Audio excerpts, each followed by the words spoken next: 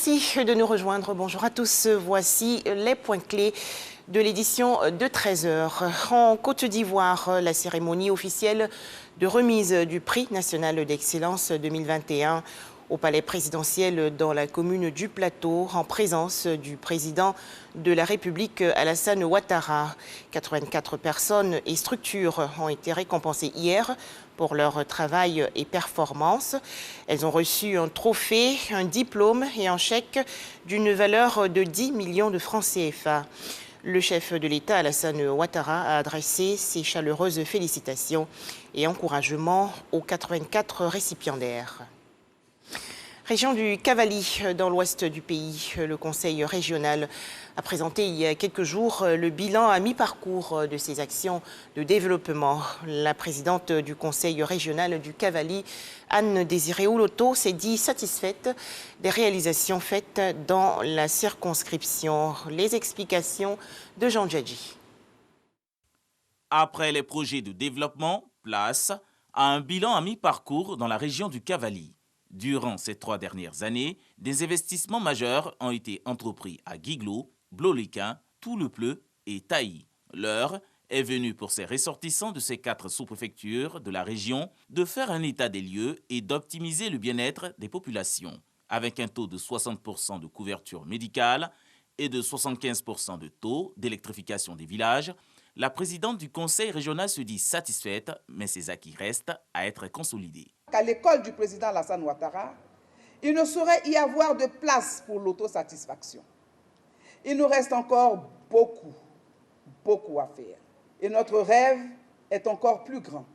Dès lors, je souhaite inviter mes parents, l'équipe dirigeante du Cavally, les élus, les cadres et toutes les populations du Cavally à retenir de l'enjeu de ce bilan la nécessité impérieuse de fournir ensemble plus d'efforts pour la paix et le bien-être de nos populations. 76% des subventions de l'État, à travers un programme trinal 2019-2021, ont été investis par le Conseil dans le secteur de l'éducation et de la santé dans le Cavally. Ministère de tutelle, membres du gouvernement, présidents d'institutions, tous ont tenu à soutenir l'initiative de cette collectivité et rappeler l'engagement du chef de l'État pour le Cavally. Toute action humaine appelle un bilan. Il faut qu'on soit tous en mesure de savoir d'où on part, où est-ce qu'on va, à quelle étape sommes-nous de notre parcours. Et pour moi, c'est dans ce bilan que réside justement l'importance de la rencontre de ce matin. Beaucoup a été fait par le gouvernement pour améliorer les routes au niveau de la région du Cavally. Plusieurs projets ont été lancés, notamment l'aménagement et le bitumage des axes Bloliquin, Tout-le-Pleu, frontière du Libéria, et Tout-le-Pleu, Zouaounien, pour un total de 110 km de route.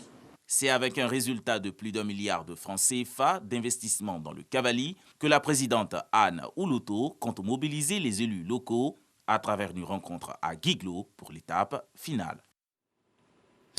Toujours en Côte d'Ivoire, le lancement officiel des activités de la Fondation Génération Numérique, la FGN, s'investit dans l'alphabétisation des jeunes sur le digital et la sécurité numérique. Cette structure lutte ainsi contre la cybercriminalité.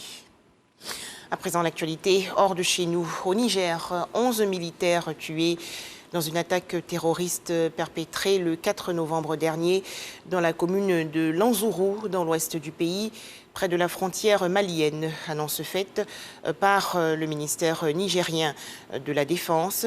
Il y a seulement quelques semaines que les populations de plusieurs villages de cette commune avaient regagné leurs habitations après les avoir quittées à cause des violences. La situation au Soudan, le Conseil des droits de l'homme des Nations Unies a demandé hier le retour immédiat du gouvernement civil au pouvoir après le putsch du 25 octobre dernier.